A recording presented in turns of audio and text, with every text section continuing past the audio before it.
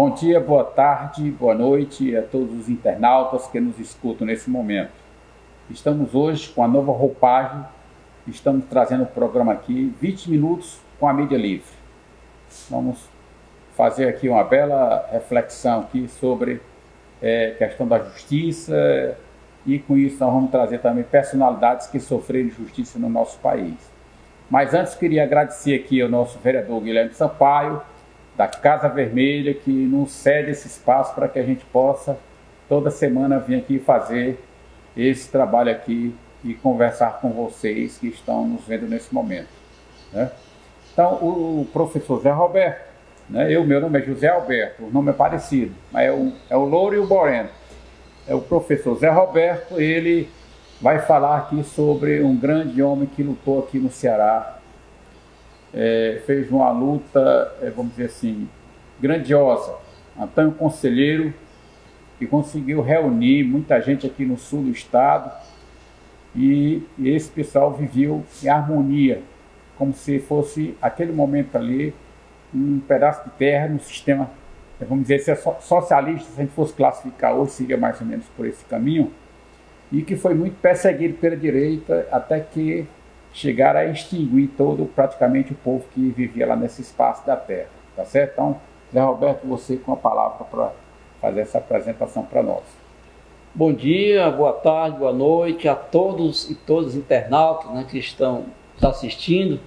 Desejamos, né, uma boa semana para nós todos. Nessa live de hoje nós vamos iniciar com uma retrospectiva histórica do grande Antônio Conselheiro, que foi um revolucionário do século XIX, né? Trouxe para a sociedade brasileira, né, um exemplo, né, de uma criação de uma coletividade igualitária, né, que tinha muita solidariedade, que tinha uma convivência entre eles, entre seus membros, muito respeitosa, né, e ficou muito forte, né, ao ponto de enfrentar um exército com 5.000 homens. O nome dele é Antônio Vicente Mendes Maciel. Queremos já também desejar a seus remanescentes, seus familiares, né, uma boa tarde a todos os seus descendentes de Antônio Conselheiro. Antônio Conselheiro nasceu nos sertões de Xaramubim. É um município que em torno dos 250 quilômetros aqui de Fortaleza, na capital do estado do Ceará. Foi o primeiro município brasileiro a se rebelar contra o golpe dado por Dom Pedro I, em 1823, né? E produziu, né, pessoas do estilo de Antônio Conselheiro, que deixou uma marca na história mundial. O exemplo dele, né, hoje é da história mundial.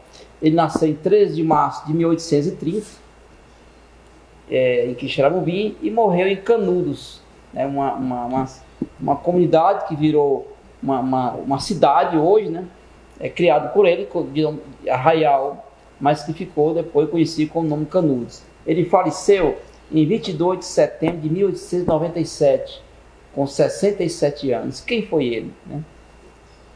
O pai dele era dono de uma bodega em Quixeramobim e desejava que o filho fosse sacerdote. Botou o filho para estudar.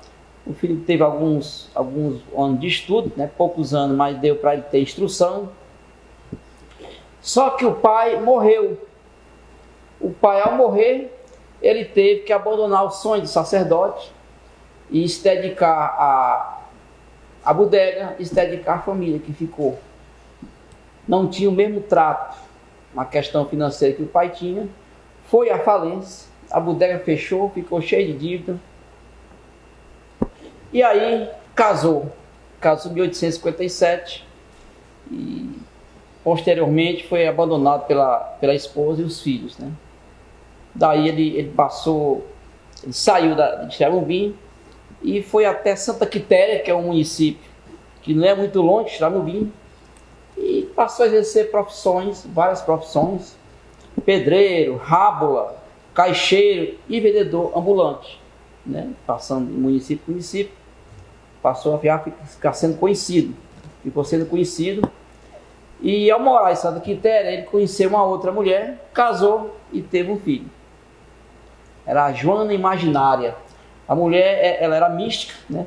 E ela escultora também de imagens sacras, né? Isso contribuiu, né, para que ele tivesse aquele veio místico, né, nas suas passagens, né, nas plagas, né, do Nordeste, né, nos sertões secos, né.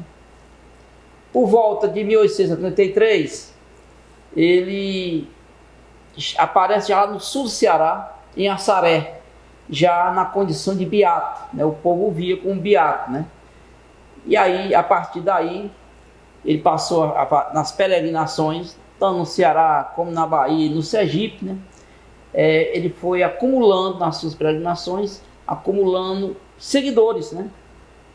E foi tendo prestígio, né? Adquirindo prestígio à medida que ele acumulava, né, seguidores, né? Na passagem de município em município no Nordeste, eles recuperavam o cemitério, né? Reconstruíam reforçar a parede de igreja, né? Construiu capelas, né? Açudes pequenos, né? Isso, né, fez com que seu prestígio aumentasse mais ainda. O fato é que o conselheiro, né, prometia às pessoas, naquele sofrimento todo, né, de seca, de sol escaldante, ele prometia um mundo melhor e feliz, e um mundo próximo a Deus, né? E longe da miséria. Então eram verdadeiros sermões que ele dizia, e o povo, a multidão, ficava ouvindo de maneira bem atenta. E a cada vez que ele fazia esses sermões, aumentavam os seguidores. A elite, no caso na época os coronéis fazendeiros, começaram a não gostar de Antônio Conselheiro. Achavam que ele era um charlatão, era louco, e desviava as pessoas da produção, quer dizer, dos trabalhadores, né, das fazendas, né? Eles passavam a seguir Antônio Conselheiro, e com isso, né, desfalcava, né, a mão de obra que era muito explorada na época, né, por esses fazendeiros.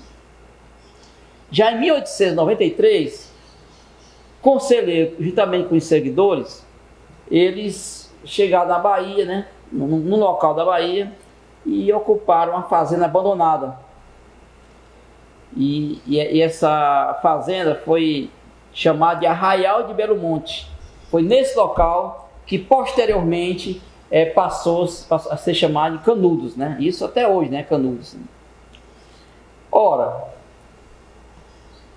com pouco tempo, o Arraial já tinha 30 mil pessoas, né? 30 mil pessoas para aquela época é muita gente, né? É como se fossem umas 300 mil pessoas hoje, né? Quer dizer, era gente demais para aquela época, né? Tudo rústico, né? Tudo casebre, né? Todo mundo muito pobre, mas mesmo diante da pobreza, mesmo diante da rusticidade, não havia fome, havia muito espírito de solidariedade e cooperação, com a divisão da produção entre os moradores. Ou seja, tudo que era produzido era distribuído entre os moradores, né? Não havia apropriação de trabalho, apropriação de produtos por parte de alguns. Daí ser uma comunidade igualitária, né? O Conselheiro teve essa capacidade, né, de fazer com que fossem divididos os pães, né? O Arraial passou a incomodar os poderosos, devido à perda de mão de obra, latifúndio, e a fuga também dos fiéis das igrejas, né? Quer dizer, a igreja também passou a se preocupar, a igreja católica, né? Porque os fiéis estavam deixando as igrejas para seguir Antônio Conselheiro em Canudos. Antônio Conselheiro fez uma crítica muito severa à República, né? A República tinha sido proclamada em 1889, né? Aqui ele estava em 1893, né? 4 anos. A República foi instalada, mas 4 anos depois a situação do povo do Nordeste, do povo pobre do Brasil ainda estava pior do que na época do Império. Então a crítica dele foi contundente. O que aconteceu? A elite local, as oligarquias, se aproveitaram dessa crítica para dizerem que Antônio Conselheiro estava querendo derrubar a República. Não era isso o fato. Isso criou motivação justificativa para que o governo brasileiro, a República Brasileira, enviasse expedições do Exército para enfrentar Canudos, porque era uma comunidade, né, rebelada, né, eram rebeldes. Né.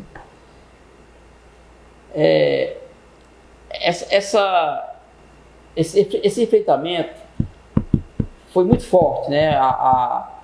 Mesmo diante do exército brasileiro da época ter ido forte, a cada expedição, foram 3 expedições, a maneira como eles lutavam, né? Uma luta de corpo, uma luta compacta, né?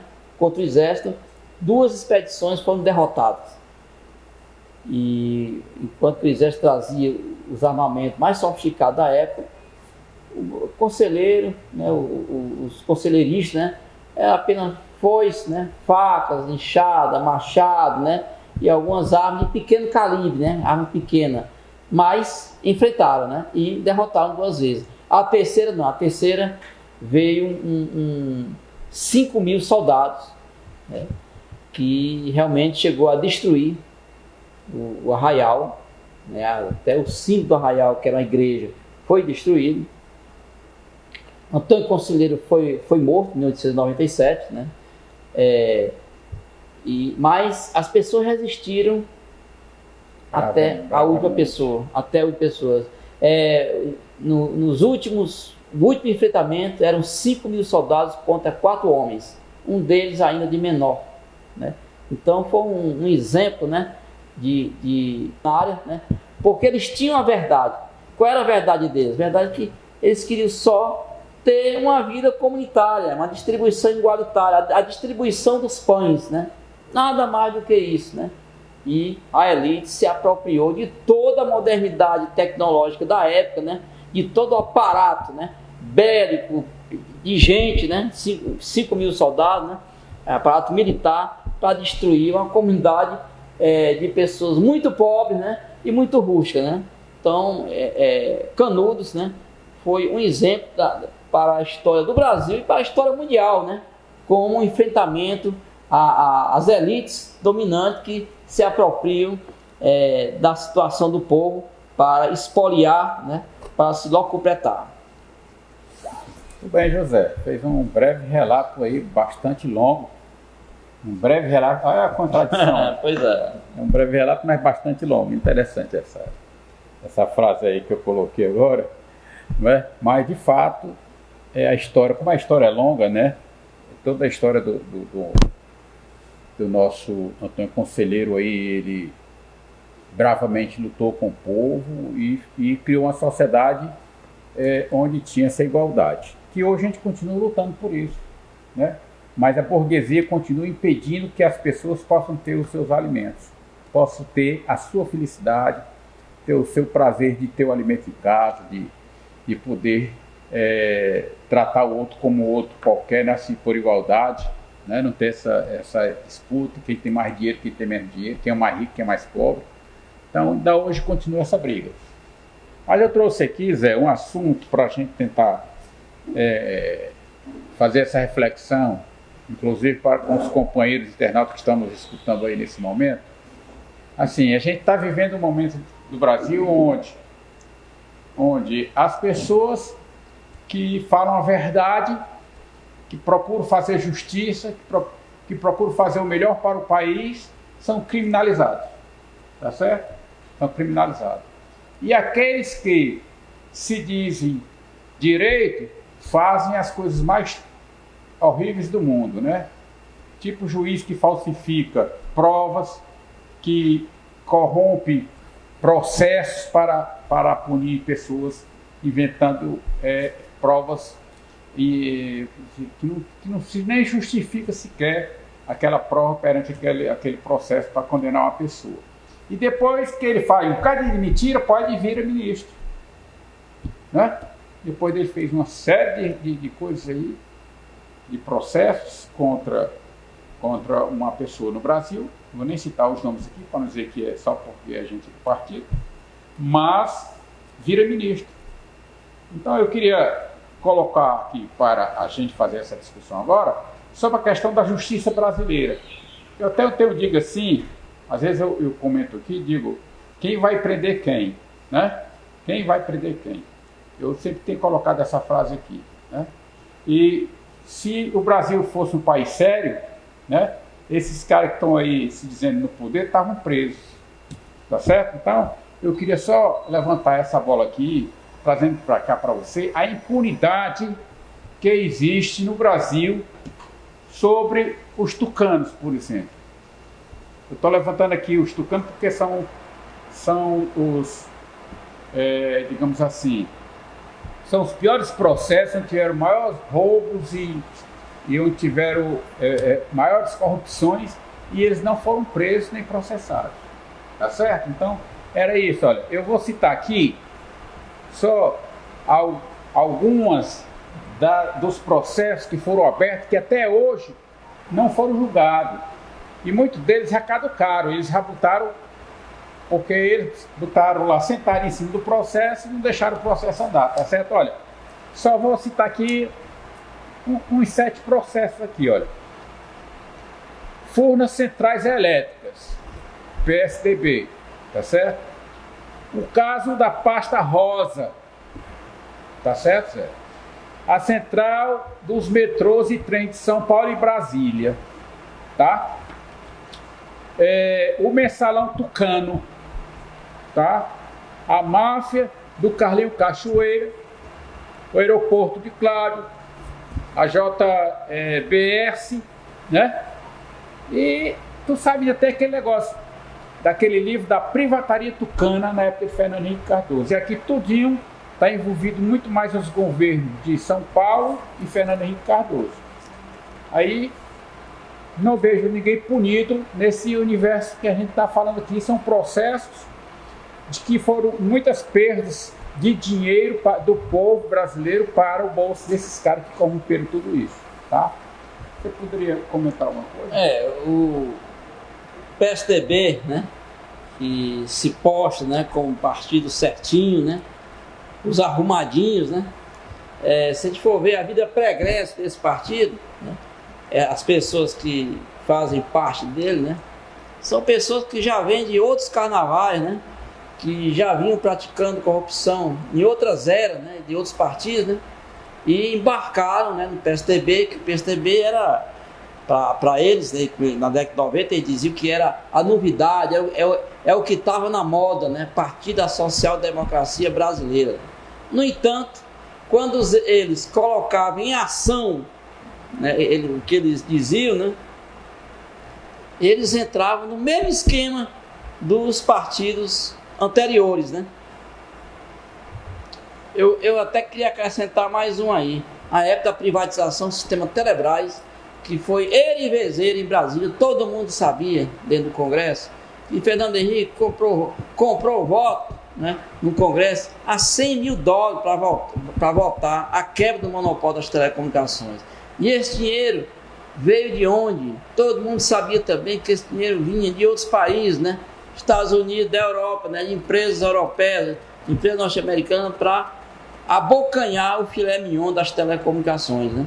E isso foi erivezeiro dentro do Congresso Nacional. Nós inclusive participamos lá, passamos um mês, né, percorrendo o Congresso, mostrando a realidade que seria privatizar as telecomunicações, né?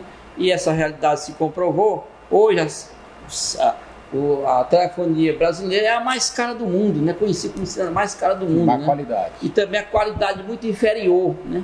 Cadê as empresas modernas que vinham para cá e melhorar as telecomunicações brasileiras? Não aconteceu isso. E foi embora também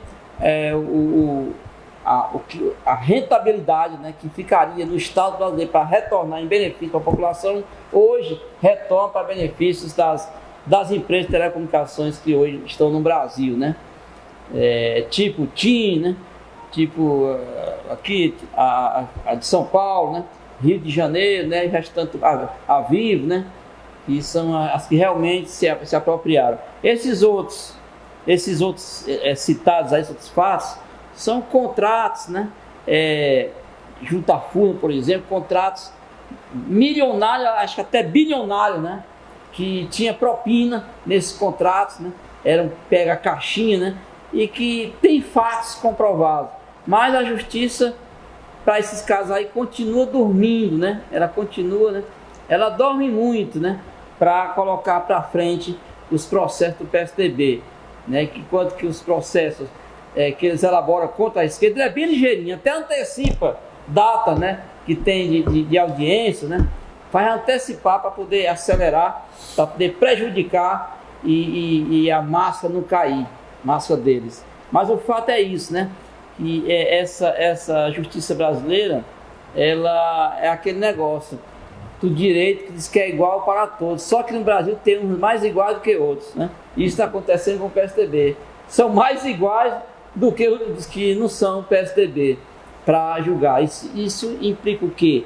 Que há um conluio entre o Poder Judiciário e esse partido da elite, né? Ficam mancomunados, né? Na prática, nessa prática. E o que acontece? Isso resvala também corrupção no meio do judiciário, que é muito forte no Brasil. E isso é lamentável, porque quem paga tudo isso são os trabalhadores, né? Com seu suor, para que um juiz, um promotor, um defensor público, né? Faça o trabalho. Mas, infelizmente, né? Muitos, né?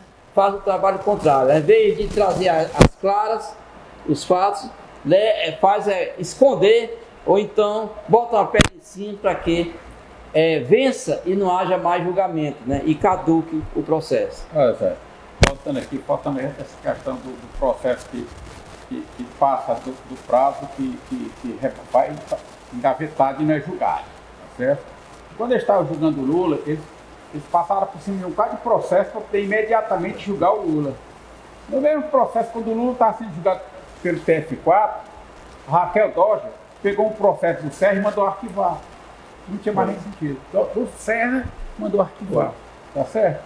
Então, veja bem, quando Aécio Neves era governador lá de Minas, ele fez cinco aeroportos, pequenas cidades, e coincidentemente esses aeroportos sempre ficavam perto de interesses de família, né? Inclusive tem um que era o Porto de Cláudio, que é dentro do terreno do tio, tá certo? Dentro do tio.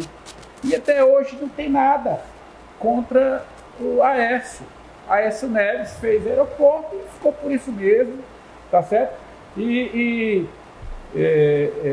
é que se diz? Como é que eu diria aqui? Eu vou citar aqui alguns medalhões que estão dentro do PSDB, que sempre entraram nessas corrupções e que não aconteceram nada, viu? Vou citar alguns daqui, né? Ainda vou ter mais outros, né? Como é que, diante desses fatos aqui, desses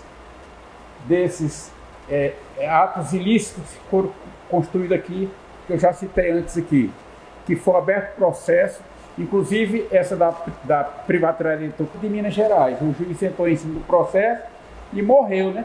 Morreu, tá certo? O processo sobre a privatização. Então veja que são tantos processos que a gente não vê sequer. Olha, foi condenado do PSDB. Por quê? O que é que leva a você a uma justiça, entre aspas, justiça entre aspas no Brasil, porque é assim entre aspas, né? A uns que falam e fala a verdade e faz as coisas boas para o país, é criminalizado, e os que roubam estão soltos, continuam lá, governador, senador, e etc, etc, etc. Por quê? Nós estamos vendo agora esse presidente com a sua família Bolsonaro, dinheiro depositado com laranja, é o Queiroz, é o Flávio, é a morte de Marielle, e não acontece nada. Não acontece nada. O partido usou mulheres laranja para arrecadar dinheiro, com dinheiro das campanhas, e não acontece nada. Que justiça é essa, José? O fato essa explicação aí está na aliança da classe social, né? A classe social, a elite poderosa econômica, né? Ela agrega no seu entorno pessoas que têm poder de decisão no Estado, no caso, juízes, né? Magistrados, né? Tem poder de decisão no Estado. E esse pessoal tá nos fins de semana, tá na cozinha desses empresários, né? Dessas pessoas que lá completam, ou então está nas fazendas, né? No período de férias, né?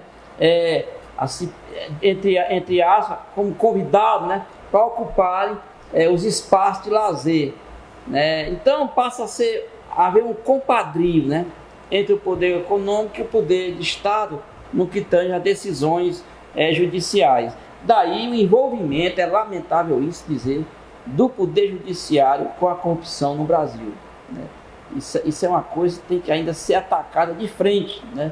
Essa questão do envolvimento do poder judiciário na corrupção, porque isso aí fere de morte a democracia, né? As pessoas que têm por obrigação de defender a democracia, defender o Estado de Direito, está vendendo, né? Passa a vender isso aí, passa a vender para aqueles que destroem a democracia. Então, Zé, é um fato lamentável, né? Eu vou ler aqui só um trechozinho que fala sobre o Mensalão Tucano, tá certo? O Mensalão Tucano, que é uma coisa diretamente para o partido. Ó.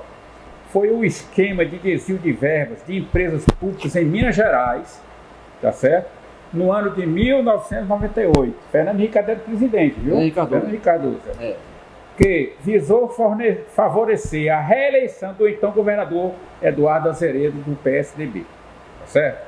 O caso envolveu 4,4 milhões, apesar de ter sido condenado em 2015, né, a mais de 20 anos de prisão, em função dos recursos.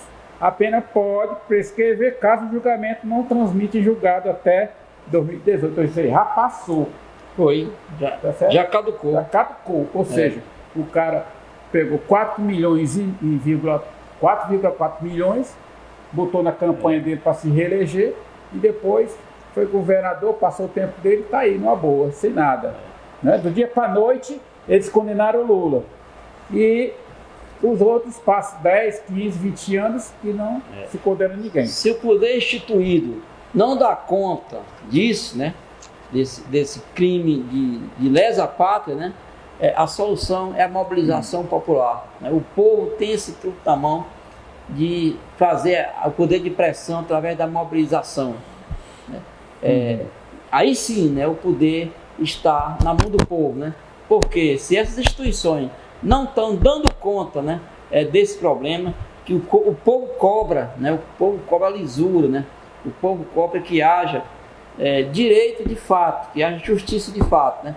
E se não acontece, né, por locupletação, inclusive dos agentes públicos, né, a resposta é o povo, né? E o povo acumulado, eu denomino o gigante, né? Quando o gigante, né, volta a se levantar, dessa vez para favorecer o povo, né?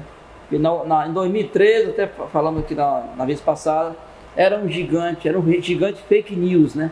Agora, esse gigante que está se levantando e vai se levantar, a história não demora, né? A história ela vem, é um gigante que vai dar conta da realidade, da verdade, dos fatos históricos. E só para a gente aqui finalizar, vou só dar uma informação aqui e a gente vai agradecer a nossa audiência aqui, né? Olha, o caso do metrô de São Paulo e do Distrito Federal envolveu a empresa francesa, né? Alstom, nome internacional francesa, tá certo? O prejuízo para o país foi 425 milhões no governo Alckmin, Geraldo Alckmin de São Paulo, tá certo? Então, veja bem se a gente for atualizar isso aqui, José, isso dá uma fortuna que né, vai dar muito dinheiro. Então, a gente queria agradecer, vocês compartilhem, vocês comentem, né? E utilize, faça com que isso possa se multiplicar. Isso é importante, essa reflexão para a gente fazer com a comunidade, não só brasileira, mas quem estiver nos escutando, ou mesmo os brasileiros fora do país, que nos escutam nesse momento, tá certo? Aqui é a Mídia Livre, Jornalista Livre, estamos aqui no programa 20 Minutos com a Mídia Livre. Agradecer aqui o nosso vereador mais uma vez, o Guilherme Sampaio, do Partido dos Trabalhadores em Fortaleza, que nos cede esse espaço aqui, espaço político, aqui, que a gente usa como um momento também cultural, tem uma biblioteca aqui à disposição da população. Muito obrigado e até a próxima oportunidade.